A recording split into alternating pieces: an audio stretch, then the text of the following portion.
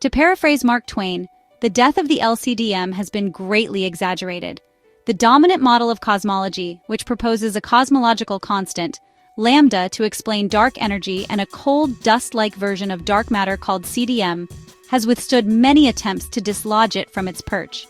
Most astrophysicists acknowledge, however, that the model merely sweeps the physical unknowns under the rug in favor of highlighting certain mathematical choices in our cosmological models.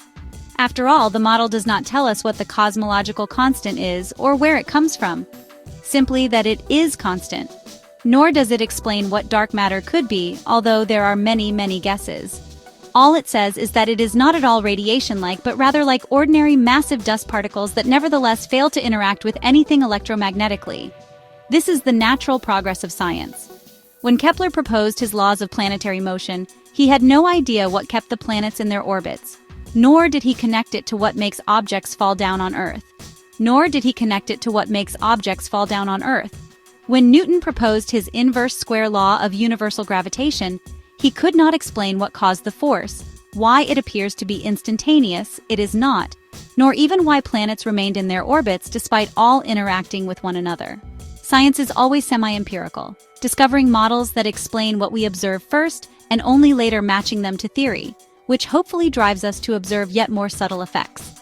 Hence, it was only a matter of time before new observations and new tools poked holes in the LCDM, and the James Webb Space Telescope, JWST, and other recent experiments have done just that. What we are discovering is that the dark sector, that which we do not know about the universe, is much more complex than we have believed until now. And like Kepler's laws, which only apply to two-body motion, hid the real complexities of n-body Newtonian motion, the LCDM has veiled the real complexity of the invisible. Consider studies of dark energy. While early studies of dark energy largely confirmed LCDM, more recent ones have called it into question. First, there is the Hubble constant tension, which has only worsened with time. Hubble's constant refers to the present-day measurement of Hubble's parameter, which itself changes over the history of the universe. The tension refers to disagreement between measurements of Hubble's constant from early universe observations related to cosmic microwave background, CMB data, and the later universe using Type 1a supernovae, as well as other reliable distance measurements.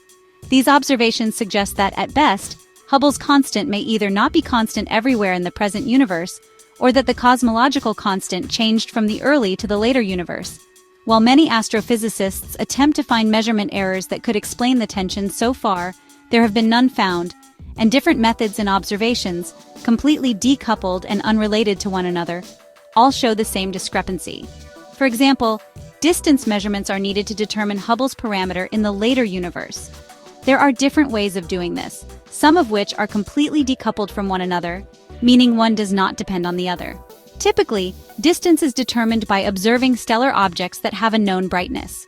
For example, tip of the red giant branch, TRGB, and Type 1a supernovae both fall into this category, but both disagree with the CMB. Measurements from the largest and most precise dark energy survey ever performed, Dark Energy Spectroscopic Instrument, DESI, meanwhile, have suggested that the LCDM is somewhere between 2.8 and 4.2 sigma, unlikely to be correct. This is extremely unlikely, less than 0.3%.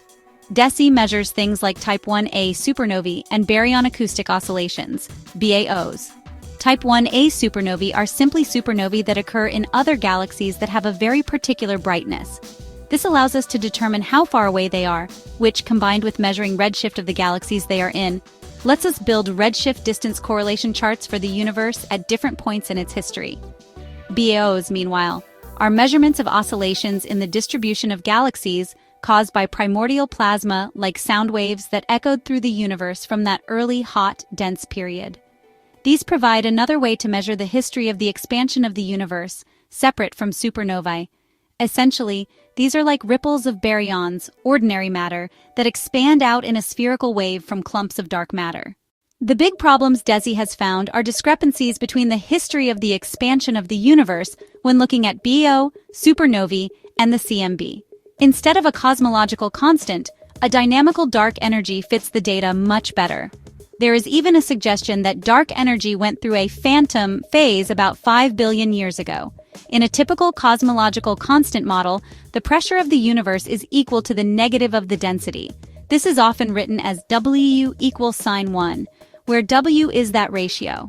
A phantom state is where the magnitude of the pressure in the universe is larger than the density, that is, W minus 1. This could potentially cause the expansion to accelerate so much that the Big Rip occurs, where all structures in the universe tear apart all the way down to atomic nuclei. Whether this was ever a real risk, DESI data suggests that dark energy is indeed dynamical. Besides the phantom phase 5 billion years ago, dark energy appeared to fluctuate wildly before about 8 billion years ago. These fluctuations plus the phantom phase would suggest a far more complex dark energy model than even simple quintessence, minimally coupled scalar field.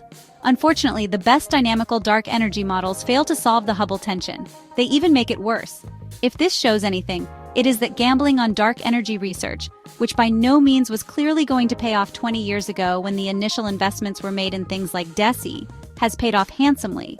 Considering that the Large Hadron Collider was a $5 billion investment that has failed to find anything beyond the standard model, DESI cost less than $100 million to build, and it is already poking holes in our best models. While JWST was a much larger investment at $10 billion, it appears as though it will be paying off for years to come in many different areas of astronomy and astrophysics.